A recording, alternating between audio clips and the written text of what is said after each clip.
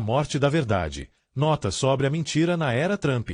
Um livro escrito por Michiko Kakutani. A manipulação das informações no governo Trump e caminhos para a era da pós-verdade. Vivemos em uma época em que qualquer ideia objetiva da verdade é ridicularizada, sobretudo no cenário sociopolítico norte-americano. Teorias da conspiração e ideologias que já haviam sido totalmente desacreditadas voltaram a ter voz na cultura, questionando o que já foi estabelecido pela ciência. A sabedoria das massas se impôs ao conhecimento e cada um de nós tende a se ater às crenças que validam nossos próprios preconceitos. Mas por que a verdade se tornou uma espécie em extinção? Em A Morte da Verdade, Michiko Kakutani, crítica literária do The New York Times por quase 4 décadas e vencedora do Prêmio Pulitzer, explica como as forças culturais contribuíram para essa catástrofe da contemporaneidade.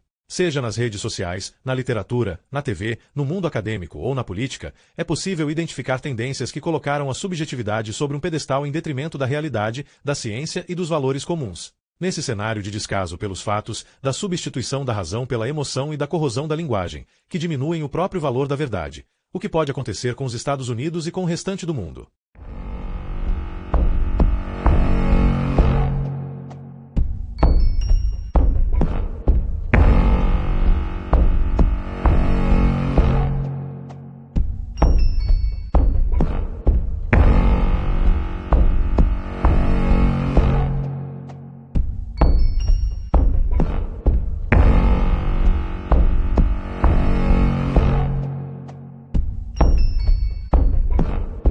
Introdução. 2 dos regimes mais abomináveis da história da humanidade chegaram ao poder no século XX, e ambos se estabeleceram com base na violação e no esfacelamento da verdade, cientes de que o cinismo, o cansaço e o medo podem tornar as pessoas suscetíveis a mentiras e falsas promessas de líderes determinados a alcançar o poder incondicional. Como Hannah Arendt escreveu em seu livro de 1951, Origens do Totalitarismo, o súdito ideal do governo totalitário não é o nazista convicto nem o comunista convicto, mas aquele para quem já não existe a diferença entre o fato e a ficção, isto é, a realidade da experiência, e a diferença entre o verdadeiro e o falso, isto é, os critérios do pensamento. Ponto 1. O alarmante para o leitor contemporâneo é que as palavras de Arendt soam cada vez menos como um comunicado do século passado e mais como um terrível reflexo do panorama cultural e político em que vivemos hoje, um mundo no qual as fake news e as mentiras são divulgadas em escala industrial por fábricas de trolls russos, lançadas num fluxo ininterrupto pela boca e pelo Twitter do presidente dos Estados Unidos, e espalhadas pelo mundo todo na velocidade da luz por perfis em redes sociais. O nacionalismo, o tribalismo, a sensação de estranhamento, o medo de mudanças sociais e o ódio aos estrangeiros estão novamente em ascensão à medida que as pessoas, trancadas nos seus grupos partidários e protegidas pelo filtro de suas bolhas, vêm perdendo a noção de realidade compartilhada e a habilidade de se comunicar com as diversas linhas sociais e sectárias. No entanto, não quero fazer uma analogia direta entre as circunstâncias atuais e os horrores opressivos da época da Segunda Guerra Mundial, apenas olhar para determinadas condições e atitudes. Ao comentar as obras de George Orwell 1984 e A Revolução dos Bichos, Margaret Atwood a chamou de sinais de alerta, que tornam um povo suscetível à demagogia e à manipulação política, e transformam uma nação numa presa fácil para os aspirantes a autocratas. Quero examinar como o descaso pelos fatos, a substituição da razão pela emoção e a corrosão da linguagem estão diminuindo o valor da verdade, e o que isso significa para os Estados Unidos e para o mundo. O historiador sabe o quão frágil é a tessitura dos fatos no cotidiano em que vivemos, escreveu Arendt em 1971, no ensaio A Mentira na Política. Ela está sempre correndo o risco de ser perfurada por uma única mentira ou despedaçada pela mentira organizada de grupos, países ou classes, ou negada e distorcida, muitas vezes cuidadosamente acobertada por calhamaços de mentiras, ou simplesmente autorizada a cair no esquecimento. Fatos necessitam de testemunhos para serem lembrados, e de testemunhas confiáveis para serem oficializados, de modo a encontrar um lugar seguro para habitar o domínio dos interesses humanos. 3. O termo declínio da verdade, usado pelo think tank Rand Corporation para descrever o enfraquecimento do papel dos fatos e análises na vida pública norte-americana. 4. Entrou para o léxico da era da pós-verdade, que inclui também expressões agora corriqueiras como fake news e fatos alternativos. E não só as notícias são falsas. Também existe a ciência falsa, produzida por negacionistas das mudanças climáticas e anti-vaxxers, os ativistas do movimento anti-vacina, a história falsa, promovida por revisionistas do Holocausto e supremacistas brancos, os perfis falsos de norte-americanos no Facebook, criados por trolls russos, e os seguidores e likes falsos nas redes sociais, gerados por bots. Trump, o 45º presidente dos Estados Unidos, mente de forma tão prolífica e com tamanha velocidade que o The Washington Post calculou que ele fez 2.140 alegações falsas ou enganosas no seu primeiro ano de governo, uma média de quase 5,9 por dia. 5 As mentiras dele, sobre absolutamente tudo, desde as investigações sobre a interferência russa nas eleições, passando por sua popularidade e suas conquistas, até o tempo que passa vendo TV, são apenas o mais espalhafatoso entre os vários sinais de alerta acerca de seus ataques às instituições democráticas e normas vigentes. Ele ataca rotineiramente a imprensa, o sistema de justiça, as agências de inteligência, o sistema eleitoral e os funcionários públicos responsáveis pelo bom funcionamento do governo norte-americano. Entretanto, os ataques à verdade não estão limitados aos Estados Unidos. Pelo mundo todo, ondas de populismo e fundamentalismo estão fazendo com que as pessoas recorram mais ao medo e à raiva do que ao debate sensato, corroendo as instituições democráticas e trocando os especialistas pela sabedoria das multidões. Alegações falsas sobre as relações financeiras do Reino Unido com a União Europeia, em anúncios da campanha do partido Vote Leave num ônibus. 6 Ajudaram a mudar a votação em favor do Brexit. E a Rússia intensificou a propagação da sua desinformatia durante as campanhas eleitorais na França, na Alemanha, na Holanda e em outros países, em esforços orquestrados de propaganda para desacreditar e desestabilizar democracias. O Papa Francisco nos lembra: não existe desinformação inofensiva. Acreditar na falsidade pode ter consequências calamitosas.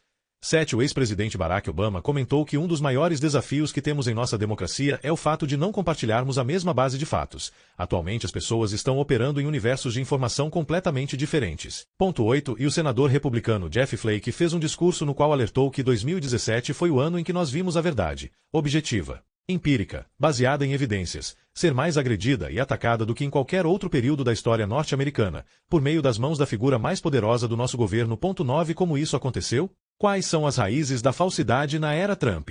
Como a verdade e o bom senso se tornaram espécies ameaçadas de extinção, e o que sua morte iminente sugere para o futuro do nosso discurso público, da nossa política e dos nossos governantes? Esse é o tema deste livro. É muito fácil encarar Trump, um candidato que baseou sua carreira política no pecado original do nascimentismo, ou birteriz, como um cisne negro que conquistou seu cargo graças a uma soma perfeita de fatores. Um eleitorado frustrado ainda se recuperando da ressaca da crise financeira de 2008. A interferência dos russos na eleição com uma enxurrada de fake news a favor dele nas redes sociais. Uma oponente altamente polarizada que simbolizava a elite de Washington, acusada pelos populistas, e uma publicidade espontânea estimada em 5 bilhões de dólares graças à cobertura dos veículos de imprensa obcecados com as visualizações e os cliques gerados pelo ex-astro de reality show. Se um escritor criasse um vilão como Trump, uma personificação megalomaníaca e extravagante do narcisismo, mendacidade, ignorância, preconceito, grosseria e demagogia com impulsos tirânicos, isso sem falar que é alguém que consome até uma dúzia de Coca-Cola Diet por dia. 11 Seria acusado de ter produzido um personagem muito fantasioso ou sem nenhuma verossimilhança. Na verdade, o presidente dos Estados Unidos frequentemente se apresenta como um personagem menos convincente do que seria uma mistura de Ubu Rei, Triumph de Insult Comic Dog e um personagem descartado de Molière. No entanto, por mais que a personalidade de Trump possua traços cômicos, não devemos nos cegar diante das consequências tremendamente sérias de seus ataques à verdade e ao Estado de Direito, que evidenciam a vulnerabilidade de nossas instituições e comunicações digitais. Um candidato tão exposto durante a campanha por seu histórico de mentiras e práticas comerciais enganosas dificilmente conseguiria tanto apoio popular se setores do público não tivessem adotado uma postura um tanto quanto blasé em relação à verdade. É inegável que existem problemas sistêmicos em relação ao modo como as pessoas obtêm as informações e como passaram a pensar de forma cada vez mais polarizada. Com Trump, a esfera pessoal é política e, em muitos sentidos, ele é menos uma anomalia caricata e mais um bizarro epítome de uma série de atitudes mais amplas e interligadas que corroem lentamente a verdade nos dias de hoje, desde a mistura do noticiário e da política com o entretenimento até a polarização tóxica que tomou conta da política norte-americana, passando pelo crescente desprezo populista em relação ao conhecimento especializado. Essas atitudes, por sua vez, são símbolos das dinâmicas que foram ganhando corpo por anos a fio, criando um ambiente perfeito no qual Veritas, a deusa da verdade, conforme foi retratada por Goya na famosa gravura Muriola Verdade, poderia adoecer e cair morta. Já faz décadas que a objetividade, ou mesmo a ideia de que as pessoas desejam conhecer a melhor verdade disponível, está fora de moda. A famosa frase do ex-senador Daniel Patrick Moynihan: todo mundo tem o direito de ter suas próprias opiniões, mas não seus próprios fatos. 13 É mais atual do que nunca.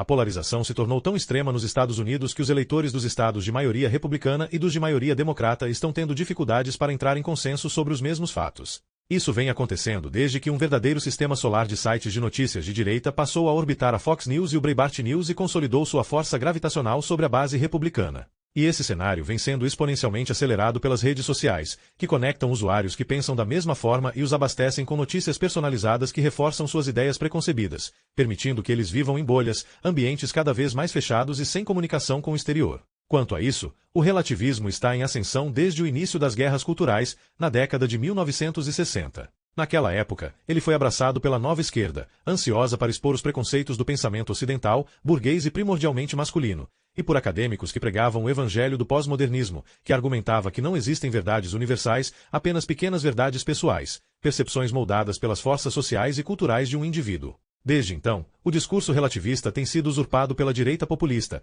incluindo os criacionistas e os negacionistas climáticos, que insistem que suas teorias sejam ensinadas junto com as teorias baseadas na ciência.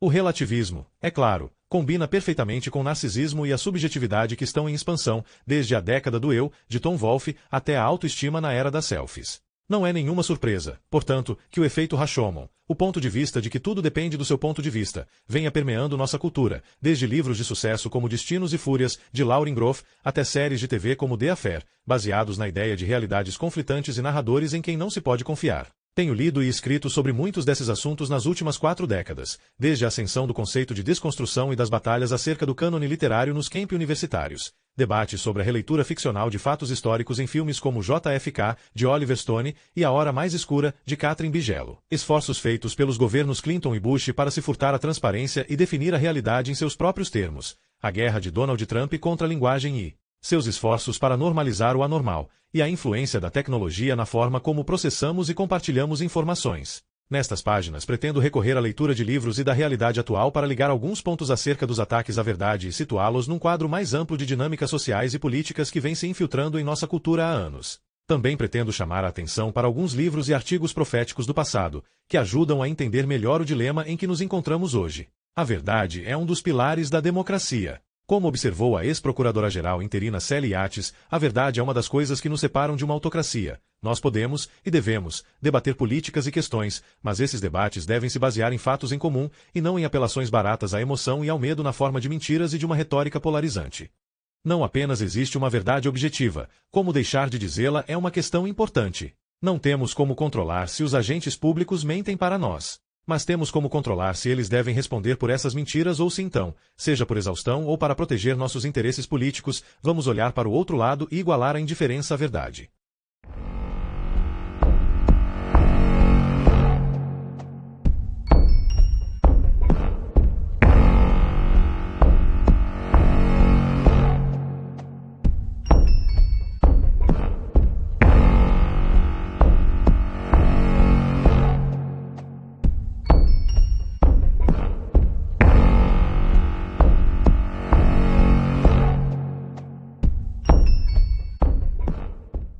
Capítulo 1. O declínio e a queda da razão. Em seu discurso de 1838 no Young Men's Lyceum, o jovem Abraham Lincoln demonstrou preocupação com o fato de que, à medida que as lembranças da Revolução ficavam para trás, a liberdade da nação era ameaçada por um desprezo pelas instituições governamentais, que protegiam as liberdades civis e religiosas deixadas como legado pelos fundadores. Para preservar o Estado de Direito e evitar a ascensão de um pretenso tirano que poderia surgir entre nós, seria necessária uma razão sóbria, uma razão fria, calculada, imparcial. 2 Para permanecer livre até o último dos homens. Ele incitou o povo norte-americano a abraçar a razão, junto com uma moralidade sólida e, em particular, uma reverência pela Constituição e pelas leis.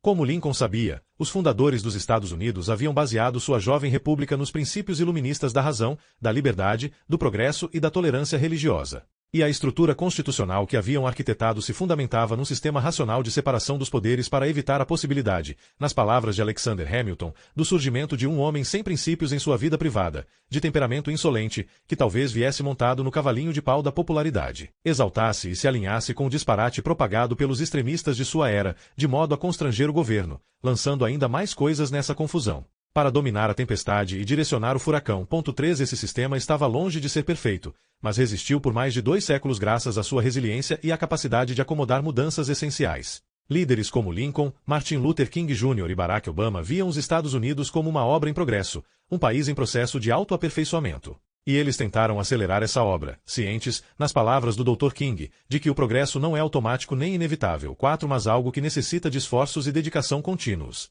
O que fora conquistado desde a Guerra Civil e o movimento dos direitos civis eram lembretes do trabalho que ainda havia por fazer, mas também um tributo à crença do presidente Obama de que os norte-americanos podem se reinventar constantemente para se adaptar a sonhos cada vez maiores. 5. E a crença iluminista no que George Washington chamou de o grande experimento confiado às mãos do povo norte-americano. 6. Junto a essa visão otimista dos Estados Unidos como uma nação que poderia se tornar uma reluzente cidade edificada sobre um monte, também existe uma contranarrativa irracional e sombria na história do país que se reafirmou com uma vingança, a tal ponto que a razão não apenas está sendo minada, mas ao que parece foi simplesmente defenestrada junto com os fatos, com o debate bem informado e com a criação de políticas deliberativas. A ciência está sendo atacada, bem como a autoridade de especialistas de todos os campos, seja em política internacional, segurança nacional, economia ou educação. Philip Roth chamou essa contranarrativa de selvageria nativa americana. 7. E o historiador Richard Hofstadter notoriamente a descreveu como estilo paranoide, uma visão alimentada por fervorosos exageros, desconfiança e fantasia conspiratória. 8. E focada na percepção de ameaças a uma nação, uma cultura, um modo de vida. 9. O ensaio de 1964 de Hofstadter foi inspirado pela campanha de Belry Goldwater e pelos movimentos de direita ao seu redor, assim como seu livro de 1963, Anti-Intellectualis e American Life, concebido em resposta à notória caça às bruxas promovida pelo senador Joseph McCarthy e também ao panorama político e social mais amplo dos anos 1950. Goldwater perdeu a eleição presidencial, e o macartismo se autodestruiu depois que um advogado do exército norte-americano, Joseph Welch, teve a coragem de enfrentar McCarthy. Afinal de contas, o senhor não tem nenhum senso de decência? Perguntou Welch. Não lhe sobrou nenhum senso de decência.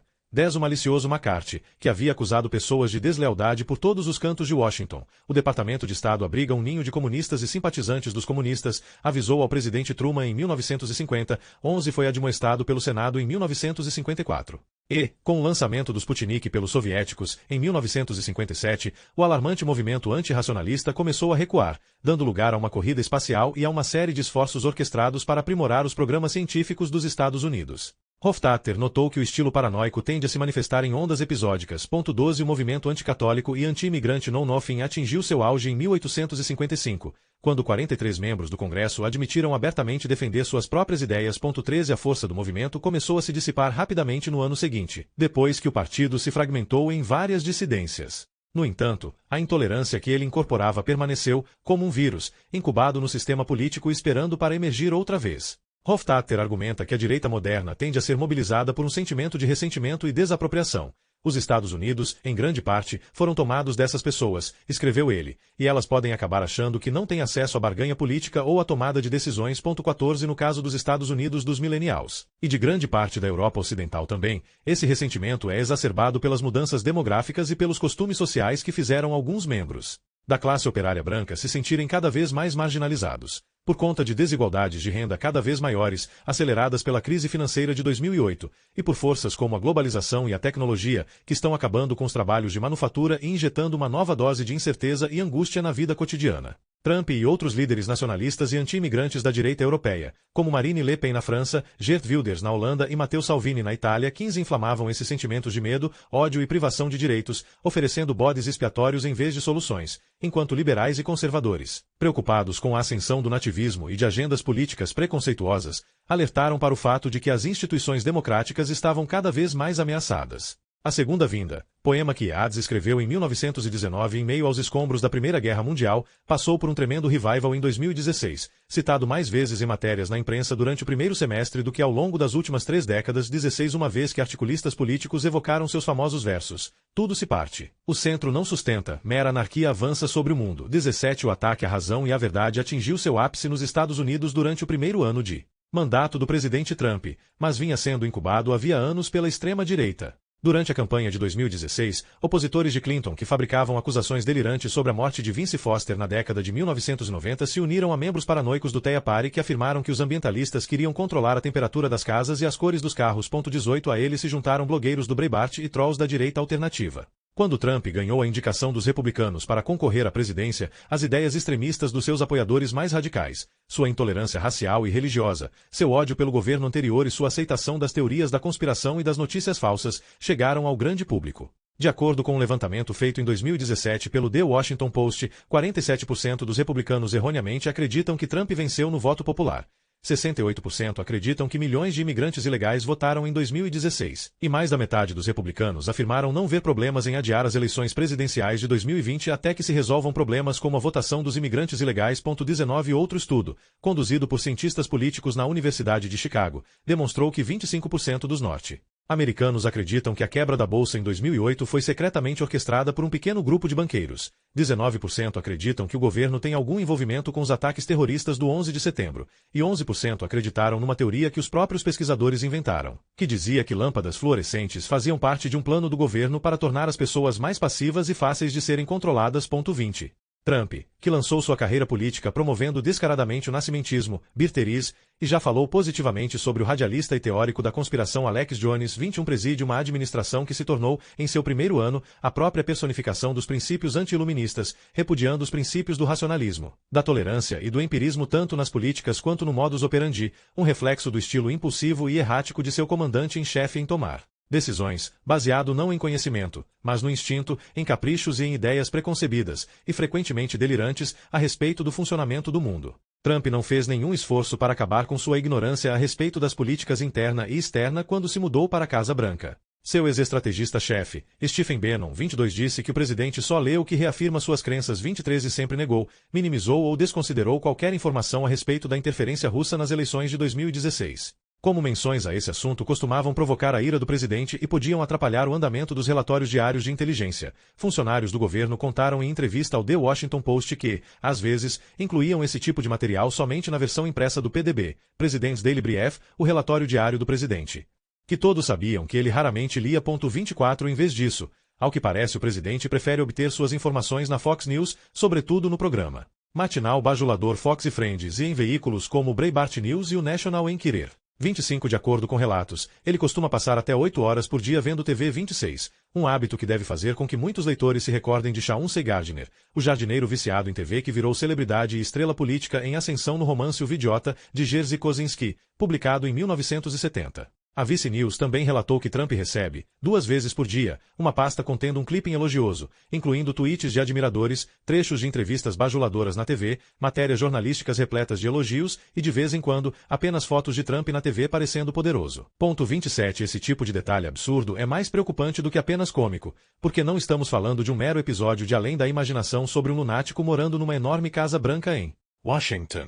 A propensão de Trump para o caos não só não foi contida pelos mais próximos a ele, como contaminou toda a sua administração. Ele garante ser o único que importa. 28 Quando o assunto é a criação de políticas, e dado seu desprezo pelo conhecimento institucional, ignora com frequência os conselhos de membros do gabinete e de agências, isso quando não os exclui por completo da discussão. Ironicamente, a disfunção que esses hábitos alimentam tende a confirmar a desconfiança que seus apoiadores têm em relação a Washington, um dos principais motivos pelos quais votaram em Trump, em primeiro lugar, criando uma espécie de profecia autorrealizável que, em contrapartida, produz mais cinismo e uma relutância em participar do processo político. Um número crescente de eleitores percebe um descompasso gritante entre suas crenças e as políticas do governo. Políticas de bom senso. 29 Como a obrigatoriedade de um atestado de antecedentes criminais para quem quiser comprar uma arma de fogo, apoiada por mais de 9 em cada 10 norte-americanos, tem encontrado entraves no Congresso, que está repleto de integrantes que dependem de doações da Associação Nacional de Rifles, a NRA. Numa pesquisa feita em 2018, 87% dos norte-americanos disseram ser favoráveis à permanência dos Dreamers nos Estados Unidos, os jovens imigrantes que chegaram ao país ainda crianças. 30 Mesmo assim, o DACA, que concede autorização temporária de estadia e trabalho aos Dreamers, se transformou num verdadeiro jogo político. E 83% dos norte-americanos, incluindo 75% dos republicanos, afirmaram ser favoráveis à neutralidade da rede, que foi derrubada pela FCC, Federal Communication Commission, a Comissão Federal de Comunicações, de Trump. 31 O declínio da importância do discurso racional e do papel desempenhado pelo bom senso e pela política de checagem dos fatos, certamente não começou com Donald J. Trump. Ele apenas representa a culminação das tendências apontadas nos livros visionários escritos por Al Gore, Farhad Manjoo e Susan Jacoby, publicados mais de uma década antes de Trump se mudar para o número 1600 da Pennsylvania Avenue. Entre as causas desse declínio, Jacoby, The Age of America Reason, cita um vício no infoentretenimento. 32 A força persistente do fundamentalismo religioso, a famosa equação que diz que o intelectualismo associado ao liberalismo supostamente está em desacordo com os valores tradicionais norte-americanos. 33 E um sistema educacional que oferece um mau serviço não apenas no ensino das habilidades mais básicas, como também no das lógicas que regem essas habilidades. 34 Al Gore, o ataque à razão. Por sua vez, chama atenção para a situação moribunda dos Estados Unidos como democracia participativa, baixa participação eleitoral, um eleitorado muito mal informado, campanhas dominadas pelo dinheiro e pela manipulação da mídia, e para uma persistente e contínua crença em falsidades como base para políticas. Mesmo diante de extensas e bem aceitas evidências que provam o contrário. 35 O ponto de partida para o raciocínio de Al Gore foi a desastrosa decisão do governo Bush de invadir o Iraque, além da maneira cínica como essa guerra foi vendida ao público, distorcendo a realidade política norte-americana ao alimentar um novo medo pelo Iraque que era imensamente desproporcional ao seu perigo real. 36 Vindo de um país que não atacou os Estados Unidos no 11 de setembro e não possuía as assustadoras armas de destruição em massa que os falcões do governo, os membros pró-guerra, fizeram os norte-americanos acreditarem que possuía. Na verdade, a guerra do Iraque permanece como uma lição sobre as calamidades que podem ocorrer quando decisões importantes que afetam o mundo inteiro são tomadas não por meio de uma política racional e de uma criteriosa ponderação de informações e análises de especialistas. 37 Mas, em vez disso, inflamadas por convicções ideológicas e pela supressão de evidências para comprovar ideias fixas preconcebidas. Desde o começo, os falcões de guerra comandados pelo vice-presidente Dick Cheney e pelo secretário de Defesa, Donald Rumsfeld, pressionaram para que houvesse ofensivas de informação que ajudassem a justificar uma guerra. Uma unidade controversa chamada Office of Special Plans, Agência de Planos Especiais, chegou a ser criada no Departamento de Defesa dos Estados Unidos. Sua missão, de acordo com o conselheiro do Pentágono citado por Seymour M. Hersh na The New Yorker, era coletar provas de algo que Rumsfeld e o vice-secretário de Defesa Paul Wolfowitz acreditavam ser verdade. Saddam Hussein tinha laços com a Al-Qaeda e o Iraque possuía um enorme arsenal de armas biológicas, químicas e possivelmente nucleares. Enquanto isso, o planejamento para a guerra terrestre ignorou sérias advertências de especialistas, como o chefe do Estado-Maior do Exército, Eric Kachinsek, que declarou que o pós-guerra no Iraque necessitaria de algo na escala de várias centenas de milhares de soldados. 38 Sua recomendação foi rapidamente desconsiderada, assim como os relatórios da Rand Corporation e do Army War College alertando para o fato de que a segurança no pós-guerra e a reconstrução do Iraque exigiriam um grande número de tropas por um período prolongado. Essas análises foram ignoradas, e com consequências fatídicas, porque não se encaixavam nas promessas deliberadamente otimistas do governo de que o povo iraquiano daria as boas-vindas às tropas americanas como seus libertadores e de que a resistência em solo seria limitada. Uma barbada, como descreveu um aliado de Rumsfeld. 39 O fracasso em enviar tropas para garantir a segurança e restaurar a lei e a ordem no país. O engavetamento do projeto Future of Iraq, do Departamento de Estado, por conta de tensões com o Pentágono. As decisões ad hoc de dissolver o exército iraquiano e expulsar todos os membros seniores do partido Baath. Todas essas trapalhadas desastrosas que poderiam ter sido evitadas resultaram numa ocupação americana confusa, que um dos soldados destacados para a autoridade provisória da coalizão descreveu, de forma memorável, como um monte de penas coladas na esperança de parecer um pato. 40. Na verdade, a guerra do Iraque acabaria se provando um dos eventos mais catastróficos do começo do século, incendiando a geopolítica da região, dando origem ao Estado Islâmico e a uma série de desastres para o povo iraquiano, a região e o mundo, cujas consequências se desenrolam até hoje. Embora Trump tenha criticado com frequência a decisão de invadir o Iraque durante a campanha de 2016,41, sua Casa Branca não aprendeu nada com a maneira como o governo Bush lidou com essa guerra trágica e desnecessária. Em vez disso, a administração de Trump ampliou ainda mais as decisões políticas com o uso de engenharia reversa e o repúdio pelos especialistas. Por exemplo, houve um racha no Departamento de Estado como resultado da promessa de Steve Bannon de lutar pela desconstrução do Estado Administrativo 42 e pelo fato de a Casa Branca suspeitar de integrantes do Deep State, ou Estado Profundo. O genro do presidente, Jared Kushner, um investidor imobiliário de 36 anos sem nenhuma experiência governamental, foi nomeado e recebeu a incumbência de lidar com todos os assuntos relativos ao Oriente Médio, enquanto o Departamento de Estado encolhia e ficava cada vez mais marginalizado. Diversas posições importantes permaneciam vagas no final do primeiro ano do mandato de Trump.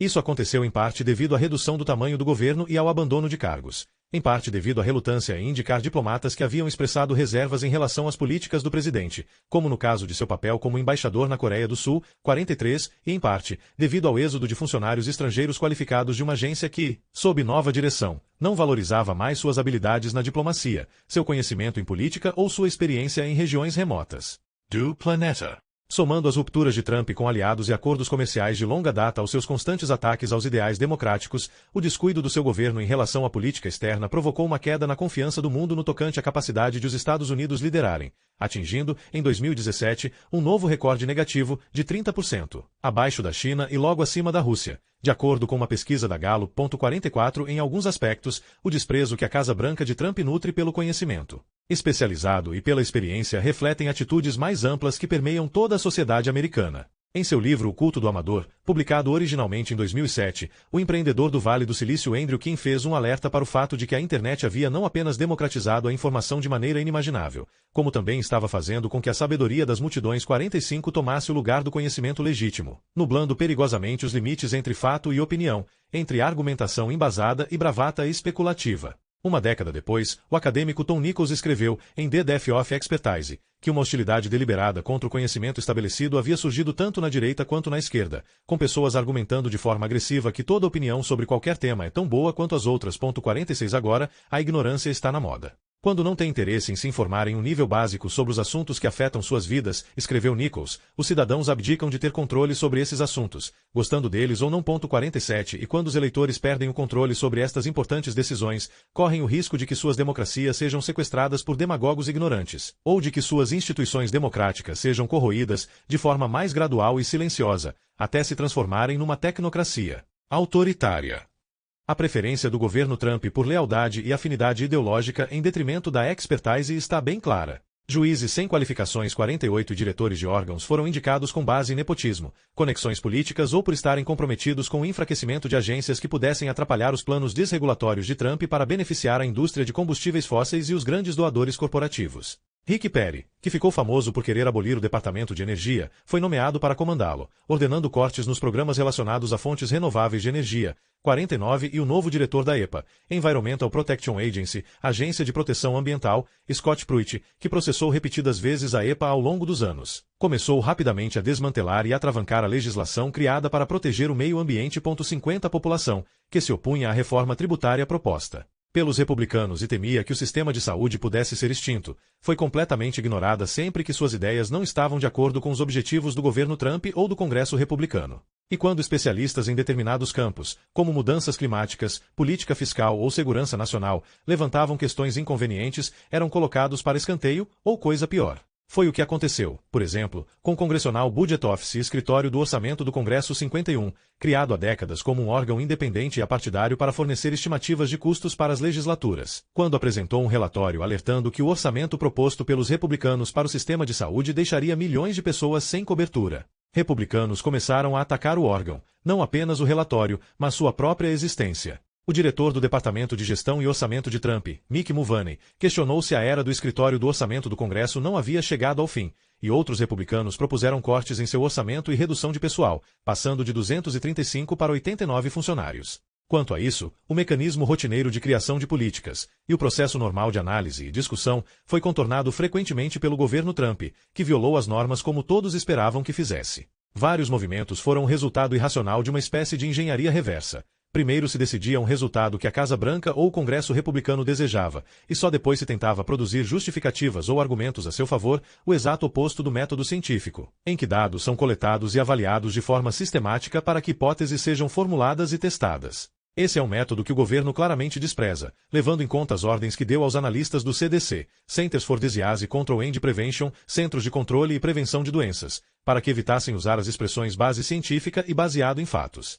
52 Vale lembrar que na distopia orwelliana 1984 não existe uma palavra para ciência, uma vez que o método empírico de pensamento, no qual todos os avanços científicos do passado estão baseados, simboliza uma realidade objetiva que ameaça o poder que o grande irmão possui de determinar o que é verdade. 53 Além de anunciar sua retirada do Acordo de Paris, depois que a Síria assinou o Acordo Global, os Estados Unidos se tornaram o único país do mundo a repudiá-lo. 54 O governo de Trump também prometeu solenemente acabar com o plano de energia limpa do presidente Obama, e cancelou o veto à exploração de petróleo e gás natural nas águas costeiras. 55 Cientistas foram desligados de conselhos consultivos do governo. E planejou-se o corte no financiamento de uma vasta gama de programas de pesquisa, em áreas como biomedicina, ciência ambiental, engenharia e análise de dados. 56 Só a Agência de Proteção Ambiental, por exemplo, viu-se diante de uma proposta de corte de 2,5 bilhões de dólares do seu orçamento anual relativo aos financiamentos da Casa Branca, uma redução de mais de 23%. 57 Em abril de 2017, a Marcha pela Ciência,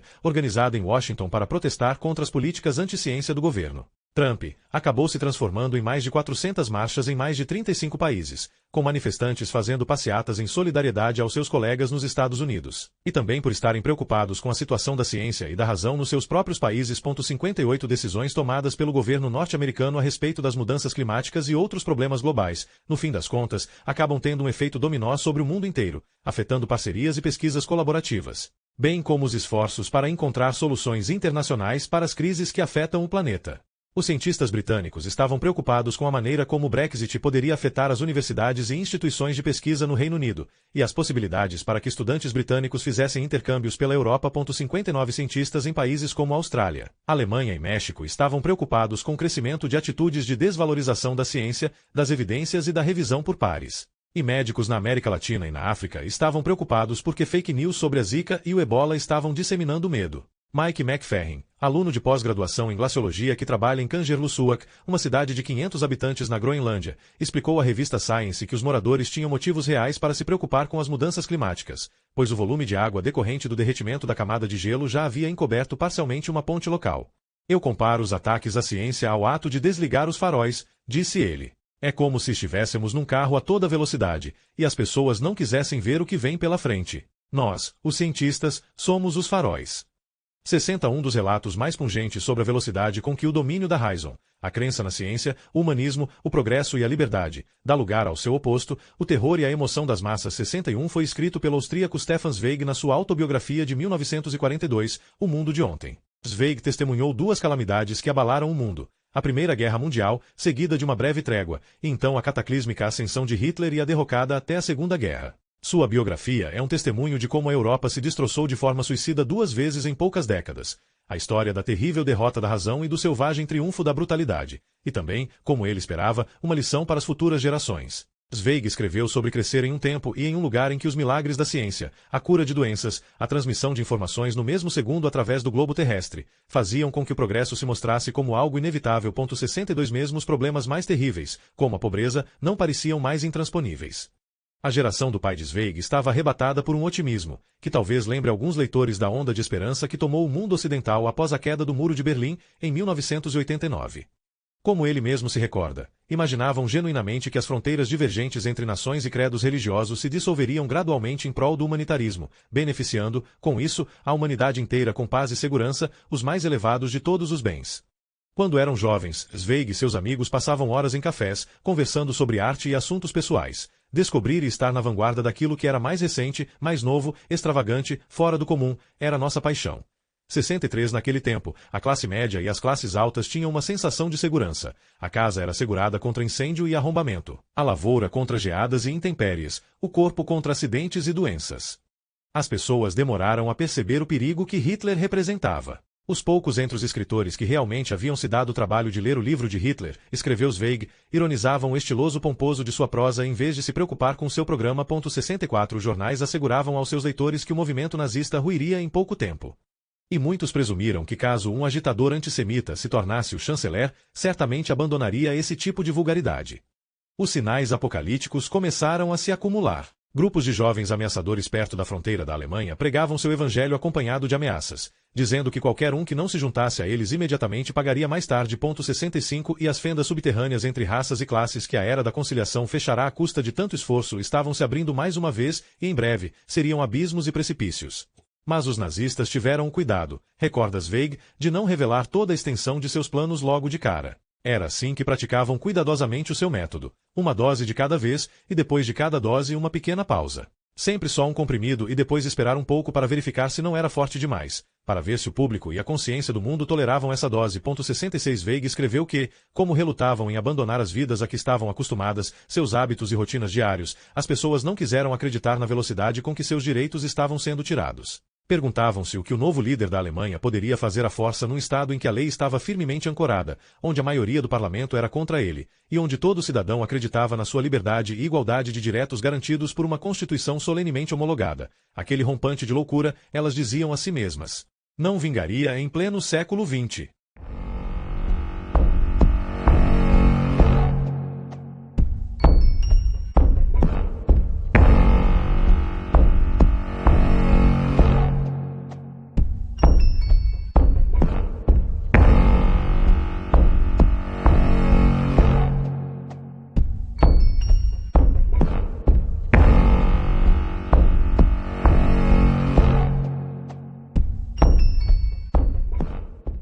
Capítulo 2.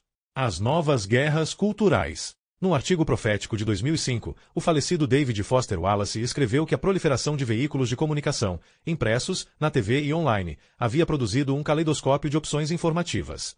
Wallace observou que uma das ironias dessa estranha paisagem midiática, que deu origem a uma proliferação de veículos de comunicação com viés ideológico, incluindo vários de direita, como a Fox News e o Rush Limbaugh Show, foi que ela criou precisamente o tipo de relativismo que os conservadores culturais condenam, uma espécie de caos epistemológico em que a verdade é totalmente uma questão de perspectiva e agenda política. Ponto 2. Essas palavras foram escritas há mais de uma década, antes das eleições de 2016, mas previram espantosamente o cenário cultural pós-Trump, em que a verdade cada vez mais parece estar nos olhos de quem vê, os fatos são intercambiáveis e socialmente construídos, e com frequência, nos sentimos transportados para um mundo invertido, onde as premissas e posições em vigor há décadas foram substituídas de repente pelo seu contrário. O Partido Republicano, que já foi um bastião para os soldados da Guerra Fria, e Trump, que concorreu com uma plataforma baseada na lei e na ordem, hoje fazem pouco caso dos perigos da interferência russa nas eleições americanas. E os membros republicanos do Congresso falam sobre grupos conspiratórios secretos dentro do FBI e do Departamento de Justiça. 3. Como certos membros da contracultura de 1960, muitos desses novos republicanos rejeitam a racionalidade e a ciência. Na primeira rodada das guerras culturais, a nova esquerda rejeitou os ideais do iluminismo como vestígios do antigo pensamento patriarcal e imperialista. Hoje, esses ideais de razão e progresso são atacados pela direita por serem vistos como parte de uma conspiração liberal para minar valores tradicionais ou como possíveis indicativos de um elitismo intelectual da costa leste. Em relação a isso, a paranoia com o governo tem migrado cada vez mais da esquerda, que culpou o complexo militar-industrial pelo Vietnã, para a direita, com trolls da direita alternativa, alt-right, e membros republicanos do Congresso que acusam agora o assim chamado Estado Profundo de conspirar contra o presidente. A campanha de Trump se apresentou como uma força insurgente e revolucionária, lutando em nome de seu eleitorado marginalizado e utilizando uma linguagem pouco sincera que estranhamente ecoava aquela usada pelos radicais nos anos 1960. Nós queremos acabar com esses conchavos entre os doadores ricos, as grandes corporações e os executivos da mídia, declarou Trump em um comício. 4 e, em outro, clamou por mudanças nessas instituições políticas falidas e corruptas. 5. Ainda mais irônica é a apropriação de argumentos pós-modernistas pela direita populista e sua adoção do repúdio filosófico da objetividade, escolas de pensamento associadas há décadas à esquerda e aos próprios círculos acadêmicos de elite que Trump e companhia desprezam. Por que deveríamos nos importar com esses argumentos acadêmicos incompreensíveis? Podemos afirmar com segurança que Trump nunca teve contato com as obras de Derrida, Baudrillard ou Lyotard, se é que já ouviu falar deles, e os pós-modernistas dificilmente poderiam ser culpados por todo esse niilismo que paira livremente pelo planeta.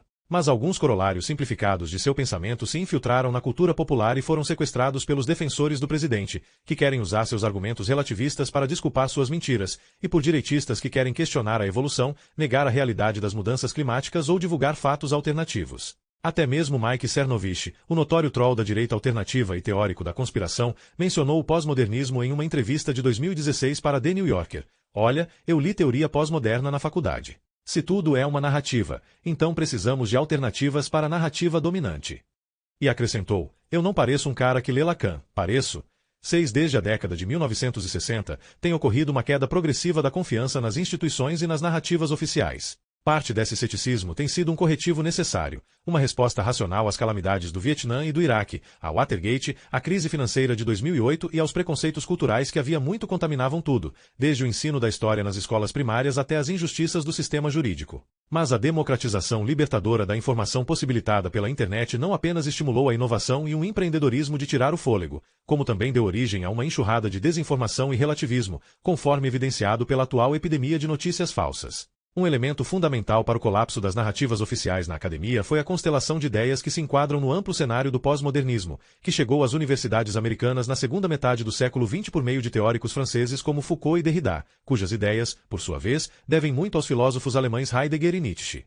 Na literatura, no cinema, na arquitetura, música e pintura, os conceitos pós-modernistas, destruindo tradições de narração de histórias e rompendo as fronteiras entre os gêneros, e entre cultura popular e a alta cultura, se revelariam emancipadores e, em alguns casos, transformadores, dando origem a uma ampla gama de trabalhos inovadores de artistas como Thomas Pynchon, David Bowie, os irmãos Coen, Quentin Tarantino, David Lynch, Paul Thomas Anderson e Frank Gehry. Quando aplicadas às ciências sociais e à história, no entanto, as teorias pós-modernas acabaram dando origem a todo tipo de implicações filosóficas, tanto intencionais quanto não intencionais, que, mais tarde, teriam repercussões em nossa cultura. Há muitas linhas diferentes de pós-modernismo, assim como muitas interpretações diferentes. No entanto, de modo geral, os argumentos pós-modernistas negam a existência de uma realidade objetiva independente da percepção humana, argumentando que o conhecimento é filtrado pelos prismas de classe, raça, gênero e outras variáveis. Ao rejeitar a possibilidade de uma realidade objetiva e substituir as noções de perspectiva e posicionamento pela ideia de verdade, o pós-modernismo consagrou o princípio da subjetividade. A linguagem é vista como não confiável e instável, parte da lacuna intransponível entre o que é dito e o que se entende, e mesmo a noção de pessoas que agem como indivíduos totalmente racionais e autônomos é descartada, pois cada um de nós é moldado, conscientemente ou não, por um tempo e uma cultura específicos. Abaixo a ideia de consenso. Abaixo a visão da história como uma narrativa linear. Abaixo as grandes metanarrativas universais ou transcendentes. O iluminismo, por exemplo, é descartado por muitos pós-modernistas de esquerda como uma leitura hegemônica ou eurocêntrica da história, destinada a promover noções colonialistas ou capitalistas de razão e progresso. A narrativa cristã da redenção também é rejeitada, assim como o caminho marxista para uma utopia comunista. Para alguns pós-modernistas, observa o acadêmico Christopher Butler, até os argumentos dos cientistas podem ser vistos como não mais que seminarrativas que competem com todas as outras por aceitação. Não se encaixam de uma forma particular ou confiável no mundo, não possuem nenhuma correspondência inquestionável com a realidade. São apenas outra forma de ficção. 7. A migração de ideias pós-modernas da academia para o mainstream político é um lembrete de como as guerras culturais, como os debates acalorados sobre raça, religião, gênero e currículos escolares foram chamados durante os anos 1980 e 1990, sofreram mudanças inesperadas. Os ataques terroristas do 11 de setembro e a crise financeira de 2008, pensou-se, tinham marginalizado esses debates e havia esperança, durante o segundo mandato do presidente Barack Obama, de que as guerras culturais em sua forma mais virulenta talvez estivessem arrefecendo. Legislação do sistema de saúde, o Acordo de Paris, uma economia em ritmo de estabilização após o crash de 2008, o casamento homoafetivo, esforços para lidar com as desigualdades do sistema de justiça criminal. Embora várias reformas essenciais ainda devessem ser feitas, muitos norte-americanos acreditavam que o país estava, pelo menos, determinado a percorrer um caminho progressista. Em seu livro de 2015, A War for the Soul of America, o historiador Andrew Hartmann escreveu que os tradicionalistas que resistiram às mudanças culturais colocadas em movimento durante os anos 1960 identificaram-se com o americanismo normativo dos anos 1950 pareciam ter perdido as guerras culturais das décadas de 1980 e 1990. No século XXI, escreveu Hartmann, uma maioria crescente de norte-americanos passou a aceitar e até a aprovar o que na época parecia ser uma nova nação. Sob essa luz, as guerras culturais do final do século XX devem ser entendidas como um período de adaptação. O país se debateu com a mudança cultural de modo a se ajustar a ela. As guerras culturais levaram os norte-americanos, mesmo os conservadores, a reconhecer as transformações na vida nos Estados Unidos. Embora o reconhecimento muitas vezes viesse na forma de rejeição, era também o primeiro passo para a resignação, se não a aceitação total. 8 Mas acontece que essa avaliação otimista foi radicalmente prematura, da mesma forma que o ensaio de Francis Fukuyama, de 1989, O Fim da História, argumentando que, com a implosão do comunismo soviético, a democracia liberal triunfou e se tornou a forma final do governo humano. 9 Um relatório da Freedom House concluiu que com forças populistas e nacionalistas obtendo ganhos significativos em estados democráticos, 2016 marcou o 11º ano consecutivo de declínio na liberdade global. 10 Em 2017, Fukuyama disse estar preocupado com uma lenta erosão das instituições e das normas democráticas sob o governo Trump.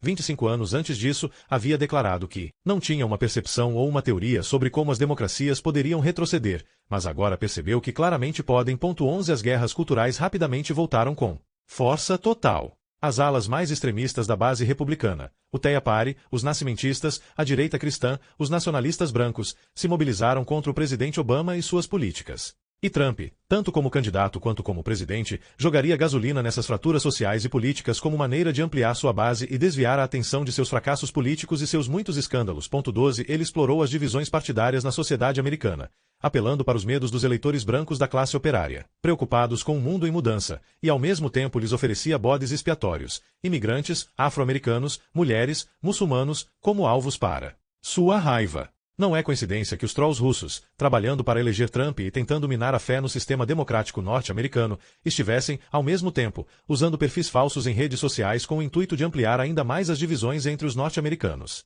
Por exemplo, descobriu-se que trolls russos usaram um perfil falso no Facebook chamado Heart of Texas para organizar um protesto chamado Acabe com a Islamização do Texas em maio de 2016, e outro perfil falso chamado United Muslims of America, para organizar um contraprotesto no mesmo horário e local. 13 Alguns dos críticos mais eloquentes da política de medo e divisão de Trump foram conservadores como Steve Schmidt, Nicole Wallace, Joe Scarborough, Jennifer Rubin, Max Boot, David Frum, Bill Kristol, Michael Gerson e os senadores republicanos John McCain e Jeff Flake.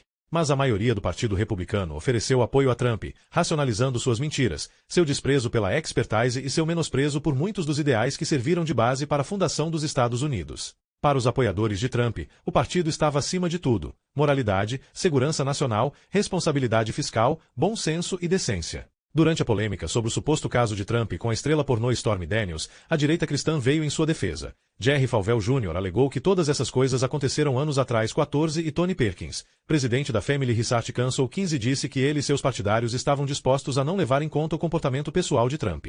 Este é um acontecimento bastante irônico, se levarmos em conta a forma como os conservadores se posicionaram durante a primeira onda das guerras culturais nos anos 1980 e 1990. Na época, foram os conservadores que se promoveram como guardiões da tradição, da expertise e do Estado de Direito, contrapondo-se ao que consideravam ser o declínio da razão e o repúdio aos valores ocidentais. Em seu livro de 1987, The Closing of the American Mind, o professor de filosofia política Alan Bloom protestou contra o relativismo e condenou os protestos em campi universitários na década de 1960, nos quais o comprometimento foi considerado mais importante que a ciência, e a paixão mais importante do que a razão. 16 E a acadêmica Gertrude Immelfarb alertou para o fato de que a escrita e o ensino da história haviam sido politizados por uma nova geração de pós-modernistas, ao ver o passado através das lentes de variáveis como gênero e raça, argumentou ela, os pós-modernistas não estavam sugerindo apenas que todas as verdades eram fortuitas, mas também que não é apenas fútil, mas positivamente danoso buscá-las.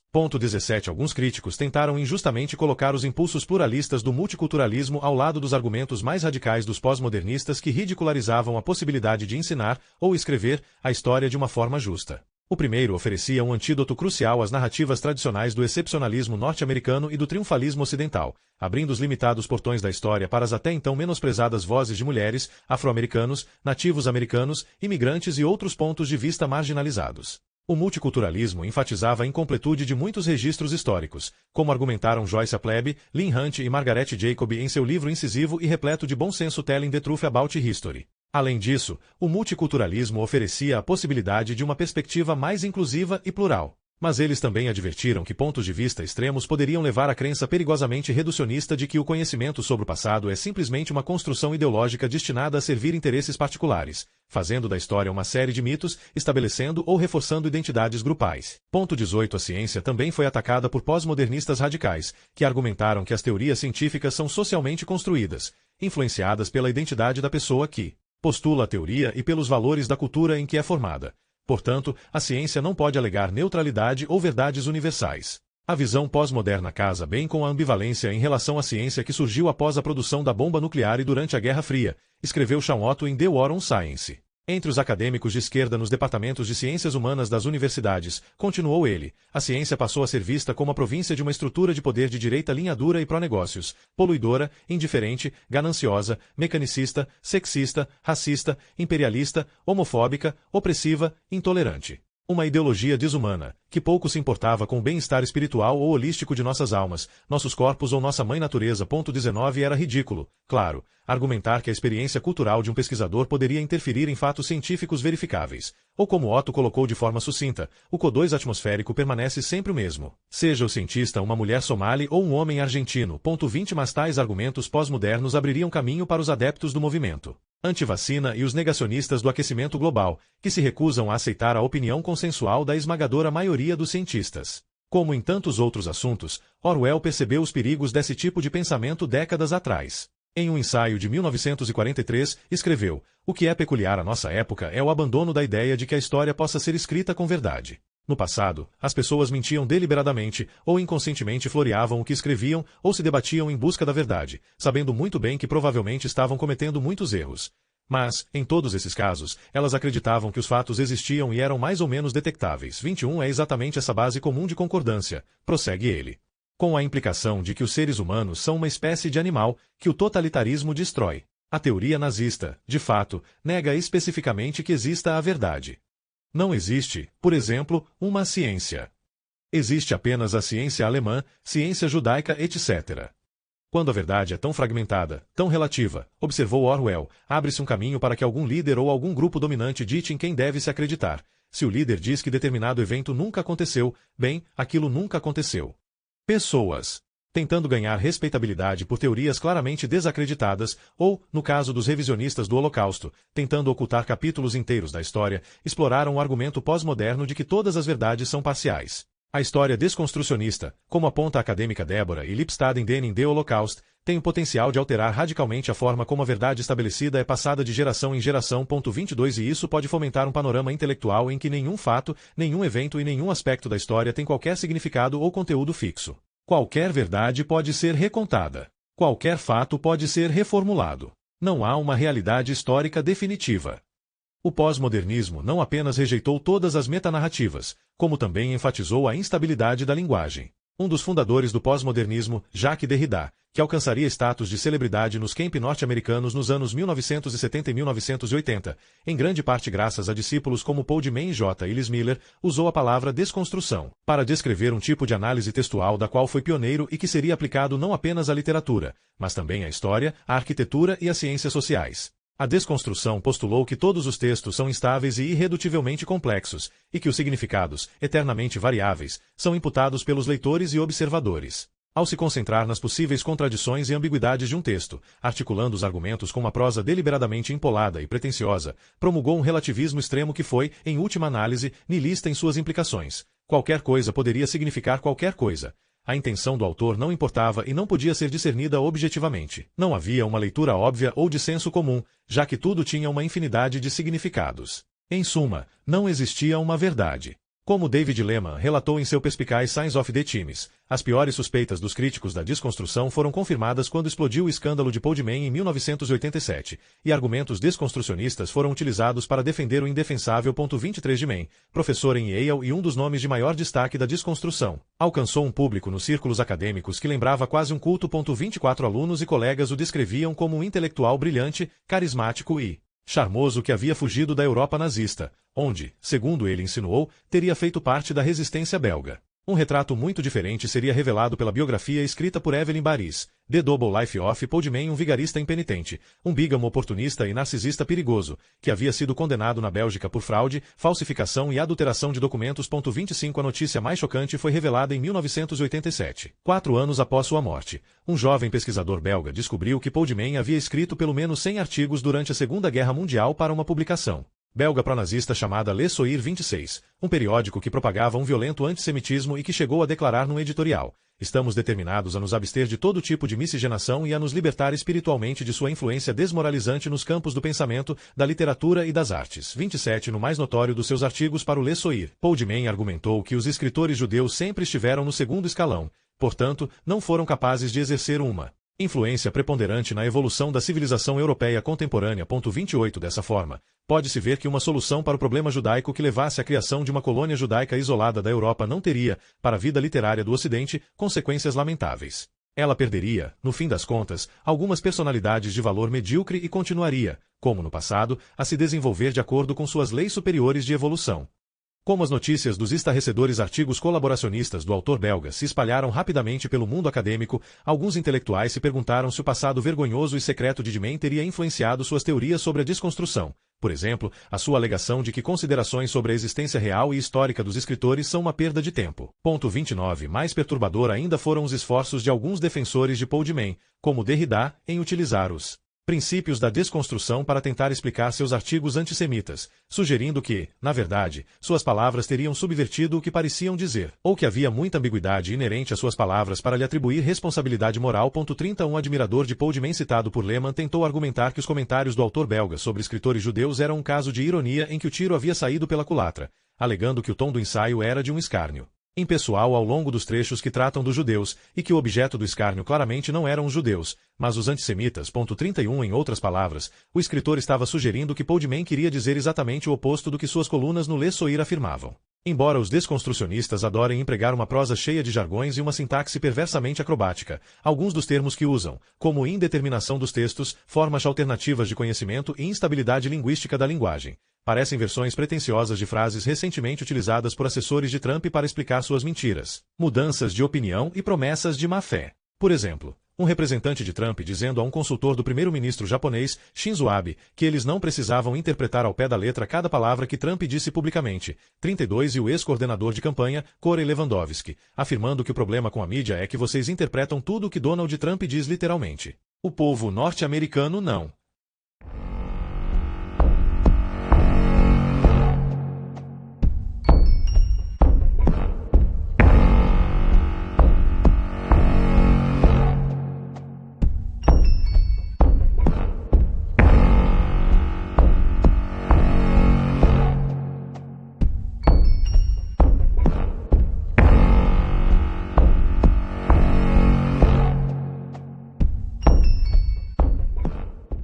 Capítulo 3. Moi e a escalada da subjetividade. Paralelamente à adoção do pós-modernismo pela academia, eclodiu nos anos 1970 o que Christopher Lasch chamou de a cultura do narcisismo e o que Tom Wolfe denominou memoravelmente de a década do eu, uma onda monumental de autocentrismo, autogratificação e desejo de atenção que esses autores atribuíram a causas muito diferentes. Lasch via o narcisismo como uma reação defensiva às mudanças sociais e à instabilidade, a busca por ser o número um no mundo hostil e ameaçador. Em seu livro, publicado originalmente em 1979, A Cultura do Narcisismo, ele argumentou que uma ética de autopreservação e sobrevivência psíquica cínica tinha chegado para atormentar os Estados Unidos II, sintoma de um país que se debatia para lidar com a derrota no Vietnã, com um crescente clima de pessimismo, com uma cultura de massa centrada em celebridades e fama, e com forças centrífugas que encolhiam o papel das famílias na transmissão da cultura. Lasch apontava que o paciente narcisista, que se tornará cada vez mais emblemático dessa era egoísta, experimentava com frequência sentimentos intensos de raiva, uma sensação de vazio interior, delírios de onipotência e uma forte crença em seu direito de explorar os outros. 3 Esse paciente poderia ser caótico e impulsivo, desesperado por admiração, mas desprezando aqueles que ele manipula para obtê-la, e inclinado a se sujeitar às regras sociais mais por medo de punição do que por um sentimento de culpa. Em contraste com Lasch, Tom Wolfe viu a explosão do eu nos anos 1970 como um acontecimento muito mais alegre e hedonista, um ato de libertação de classe, impulsionado pelo boom econômico do pós-guerra, que havia deixado as classes média e operária com tempo livre e renda disponível para se envolver no tipo de atividade inútil outrora reservado aos aristocratas, o refazer, remodelar, elevar e polir. O seu próprio e glorioso eu. 4 O cenário econômico se tornaria consideravelmente mais sombrio no século XXI, mas o egocentrismo descrito por Wolfe e Lasch permaneceria uma característica duradoura da vida ocidental desde a década do eu, os anos 1970, até a era das selfies de Kim Kardashian e Kanye West. A mídia social aceleraria ainda mais a supremacia daquilo que o professor da Faculdade de Direito de Colômbia, Tim Wu, descreveu como o autopavoneamento e o desejo de prender a atenção dos outros com o espetáculo de si mesmo. 5 Com essa adoção da subjetividade veio também uma diminuição da verdade objetiva. A glorificação da opinião acima do conhecimento, das emoções acima dos fatos, uma circunstância que ajudou a promover a ascensão de Trump. 3 exemplos. Exemplo número 1. Trump, que já foi acusado de exagerar muito quando se referia à sua fortuna, foi questionado sobre seu patrimônio líquido em depoimento a um tribunal em 2007. Sua resposta? Depende. Meu patrimônio líquido oscila. Ele sobe e desce de acordo com os mercados, com as atitudes e com os sentimentos, até com os meus próprios sentimentos.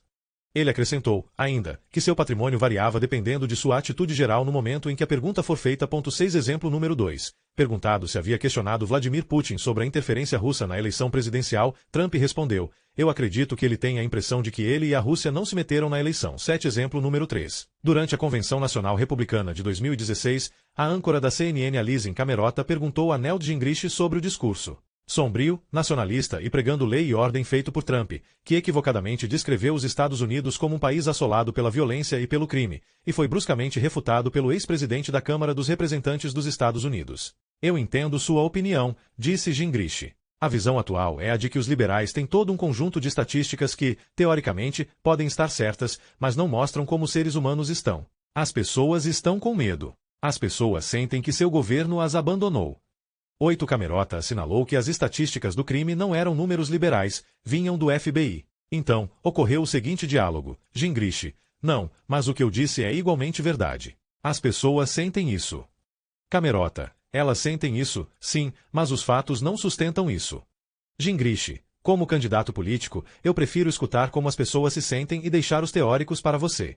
A tendência dos norte-americanos de focarem, com uma visão míope, seus interesses pessoais, negligenciando, algumas vezes, suas responsabilidades cívicas, não é exatamente nova. Em A Democracia na América, escrito mais de um século e meio antes de as pessoas começarem a usar o Facebook e o Instagram para postar selfies e a internet nos separar em bolhas de pessoas que pensam do mesmo jeito, Alexis de Tocqueville observou a tendência dos norte-americanos a se isolarem em sociedades unidas pela similitude de condições, hábitos e costumes para se entregar aos prazeres da vida privada. 9. Ele temia que esse egocentrismo reduzisse um senso de dever para com a comunidade. Na sua definição mais ampla, abrindo caminho para uma espécie de despotismo democrático por parte dos governantes da nação, um poder que não tiraniza, mas restringe, debilita, sufoca e anestesia um povo a ponto de este ser reduzido a nada mais que um bando de animais pacatos e diligentes, dos quais o governo é o pastor. Ele previu que este seria um custo possível de uma sociedade materialista, na qual as pessoas ficariam tão focadas em buscar os prazeres reles e insignificantes que preencheriam suas vidas que negligenciariam suas responsabilidades como cidadãos. Era difícil imaginar como essas pessoas, que haviam abandonado inteiramente o hábito de governarem a si próprias, seriam capazes de escolher adequadamente aqueles pelos quais seriam governadas. Em meados do século XX, a busca pela autorrealização fazia sucesso tanto na contracultura quanto no establishment. Antes do Instituto Esalen e do Oeste, e dos grupos de encontro que atraíam hippies e adeptos do New Age que buscavam expandir a consciência nos anos 1960 e 1970, existiram duas figuras influentes cujas doutrinas de autorrealização eram mais materialistas e mais atraentes para os políticos e rotarianos dos subúrbios. Norman Vincent Peale, autor do best-seller de autoajuda de 1952 O Poder do Pensamento Positivo, conhecido como o Vendedor de Deus pela sua pregação do Evangelho da Prosperidade, era admirado pelo pai de Trump, Fred. Seu filho, por sua vez, acabaria personificando os ensinamentos do pastor celebridade sobre autorrealização e sobre o poder da mente para criar sua própria realidade. Qualquer fato que se apresente à nossa frente, por mais difícil que seja, ou até aparentemente sem solução, não é tão importante quanto nossa atitude perante ele. 11 escreveu Peale, aparentemente promovendo a doutrina da negação como aliada da doutrina do sucesso. Um padrão de pensamento confiante e otimista pode modificar ou superar completamente um fato. Ayn Rand, também admirada por Trump. 12. Ao longo dos anos, A Nascente foi um dos poucos livros que ele citou como favorito. 13. Mereceu a devoção de várias gerações de políticos, incluindo Paul Ryan, Rand Paul, Ron Paul e Clarence Thomas, com sua visão de mundo transacional, sua equiparação entre sucesso e virtude e sua defesa apaixonada de um capitalismo irrestrito. Seu argumento de que o egoísmo é um imperativo moral, de que o propósito moral mais elevado 14 do homem é a busca de sua própria felicidade, dialogaria com o narcisismo descontrolado de Trump e com sua visão de mundo como um jogo de soma zero. Enquanto o Ocidente passava pelas revoluções culturais dos anos 1960 e 1970 e lidava com suas consequências, artistas se esforçavam para encontrar uma maneira de retratar essa realidade fragmentada. Alguns escritores como John Barth, Donald Barthelme e William Guise criaram ficções incomodas e pós-modernistas que enfatizavam mais a forma e a linguagem do que as narrativas convencionais. Outros adotaram uma abordagem minimalista, escrevendo histórias sucintas, imitando a concisão feroz de Raymond Carver.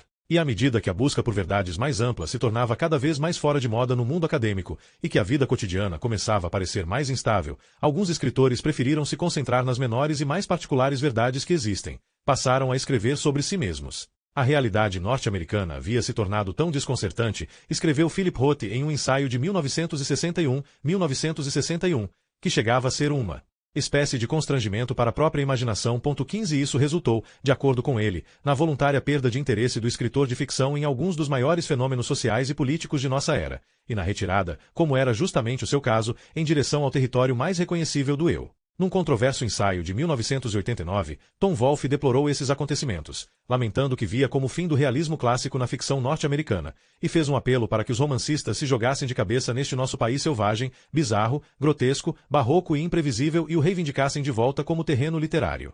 16 Ele mesmo tentou isso em romances como A Fogueira das Vaidades e Um Homem por Inteiro, usando suas habilidades como repórter para ajudar a descrever com detalhes balzaquianos todo um espectro de subculturas. Apesar de Wolfe ter sido, na década de 1970, um importante expoente do New Journalism, que colocou uma nova ênfase na voz e no ponto de vista do repórter, seu novo manifesto não conquistou muitos discípulos no mundo literário. Em vez disso, escritores tão diversos como Louise Erdrich, David Mitchell, Don DeLillo, Julian Barnes, Chunky Palahniuk, Gillian Flynn e Lauren Groff preferiram jogar com artifícios literários, como múltiplos pontos de vista, narradores não confiáveis e tramas que se entrelaçam, inventados, muito tempo atrás, por inovadores como Faulkner, Woolf, Ford, Maddox Ford e Nabokov para tentar capturar a nova realidade à la Rashomon, na qual a subjetividade impera e, nas infames palavras do ex-presidente Bill Clinton. A verdade depende de qual é o significado da palavra. 17 Mas o que Roth chamou de a simples existência do eu, a visão do eu como algo inviolável, poderoso e dotado de coragem. O eu como a única coisa real em um ambiente irreal. 18 Permaneceria como um território mais confortável para muitos escritores. Na verdade, isso levaria, na virada do milênio, a um aumento notável na publicação de livros de memórias, incluindo clássicos como Daily Ars Club, de Mary Karr, e uma comovente obra de espantoso talento, de Dave Eggers.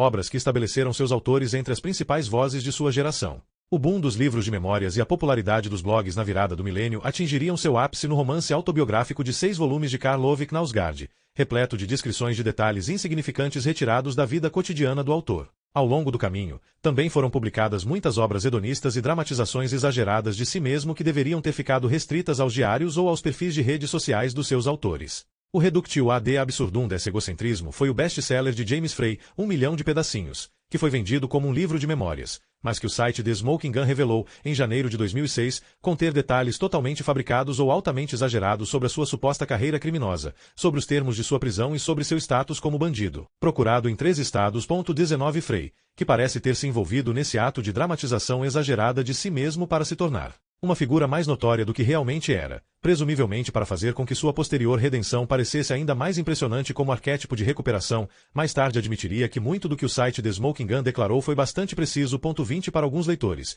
irritados por terem comprado gato por lebre, o livro de Frey era uma trapaça. Um repúdio às mesmas qualidades, honestidade, autenticidade, sinceridade, que os livros de memória supostamente encerram em si. Mas outros leitores desconsideraram a separação entre fato e ficção, revelando nessa reação um indicativo do quão tolerantes as pessoas haviam se tornado ao caráter tênue da verdade. O testemunho pessoal também se tornou popular nos campi universitários, à medida que o conceito de verdade objetiva saía de moda e as evidências empíricas coletadas pela pesquisa tradicional passaram a ser vistas com desconfiança. Autores acadêmicos passaram a escrever prefácios para seus artigos com base nos seus próprios posicionamentos, raça, religião, gênero, antecedentes, experiências pessoais que pudessem servir de base, distorcer ou ratificar suas análises. Alguns proponentes desse novo criticismo do MOI começaram a escrever autobiografias acadêmicas altamente rebuscadas, como Adam Begley relatou em seu artigo de 1994 publicado em língua franca, observando que a tendência para a autobiografia remontava aos anos 1960, aos primeiros grupos de conscientização feminista, e que essa tendência frequentemente se disseminava lado a lado com o multiculturalismo. Relatos sobre a experiência das minorias geralmente são escritos na primeira pessoa do singular.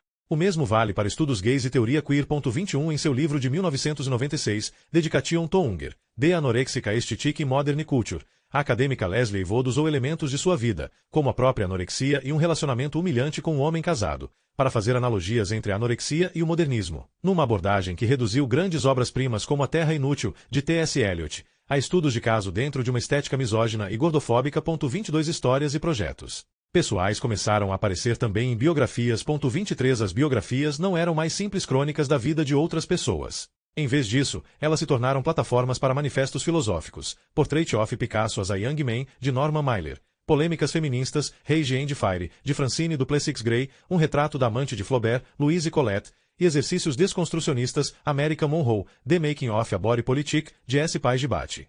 Pode-se dizer que o exercício mais absurdo de escrita biográfica foi Dat.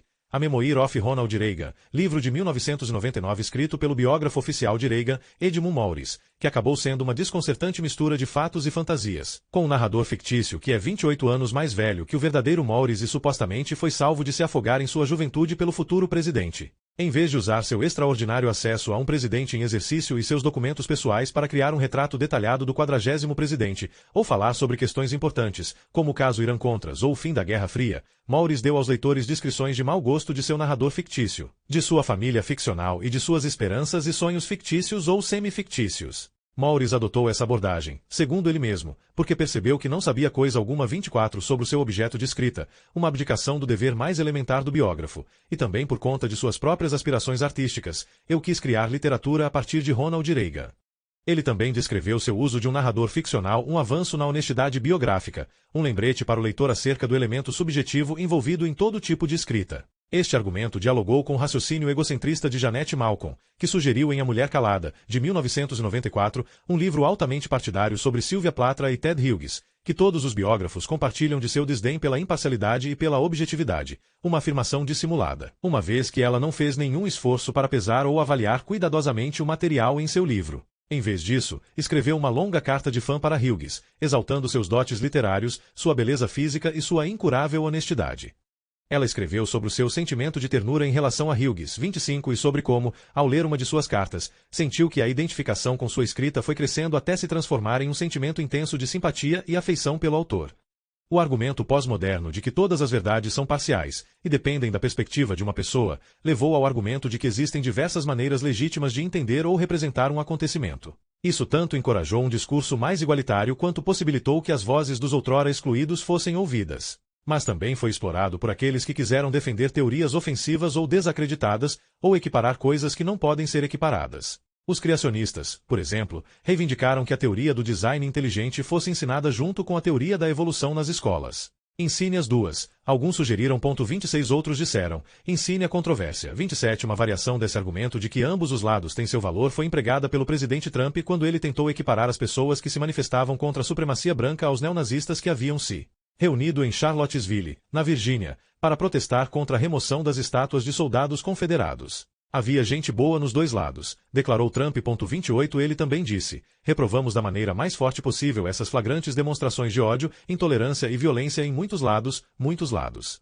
Negacionistas climáticos, adeptos do movimento antivacina e outros grupos que não têm a ciência ao seu lado espalham levianamente expressões que não soariam estranhas numa aula sobre desconstrução na faculdade, como muitos lados, perspectivas diferentes, incertezas e múltiplas formas de conhecimento. Naomi Oreskes e Eric M. Conway demonstraram em seu livro de 2010, Merchants of Doubt, 29, que think tanks de direita, a indústria de combustíveis fósseis e outros interesses corporativos que pretendem desacreditar a ciência, seja a verdade sobre as mudanças climáticas ou os perigos do amianto, do fumo passivo ou da chuva ácida. Empregaram uma estratégia que foi utilizada pela indústria do tabaco para tentar confundir o público sobre os perigos do tabagismo. A dúvida é o nosso produto, dizia um infame memorando escrito por um executivo da indústria do tabaco em 1969. Uma vez que essa é a melhor maneira de competir com o corpo de evidências que existe na mente do público em geral. 30 A estratégia, essencialmente, foi a seguinte: desencavar um punhado de supostos especialistas para refutar a ciência estabelecida ou argumentar que mais pesquisas seriam necessárias, transformar esses argumentos falsos em tópicos de discussão e repeti-los exaustivamente, e atacar a reputação dos cientistas legítimos do outro lado. Se isso lhe soa familiar, é porque é uma tática usada por Trump e seus aliados republicanos para defender temas, desde o controle de armas até a construção de um muro na fronteira, que vão contra as opiniões de especialistas e pesquisas nacionais. 31 O que Oreskes e Conway batizaram de estratégia do tabaco. 32 Teve ajuda, conforme argumentaram, de alguns setores da grande mídia com a tendência de dar aos pontos de vista minoritários mais credibilidade do que eles mereciam. Essa falsa equivalência foi o resultado da confusão que jornalistas fizeram entre o equilíbrio e o simples ato de falar a verdade, entre a neutralidade deliberada e a exatidão, do fato de terem cedido à pressão dos grupos de interesse de direita para apresentar ambos os lados, e do formato dos programas de TV que mostram debates entre pontos de vista opostos. Mesmo quando um lado representa um consenso esmagador e o outro é praticamente uma aberração na comunidade científica. 33 Por exemplo, um relatório da BBC Trust de 2011 constatou que a cobertura científica da emissora dava atenção indevida a opiniões insignificantes sobre o tema das mudanças climáticas provocadas pelo homem. 34 Ou, como diz uma manchete do The Telegraph, funcionários da BBC são aconselhados a parar de convidar lunáticos para os programas científicos. 35 Num discurso sobre a liberdade de imprensa, Christiane Amanpour abordou essa questão no contexto da cobertura da mídia sobre a corrida presidencial de 2016. Ao dizer, como muitas das pessoas acompanhando de onde eu estava, no exterior, admito que fiquei chocada com a severidade excepcionalmente elevada exigida de um candidato e a excepcionalmente baixa exigida de outro.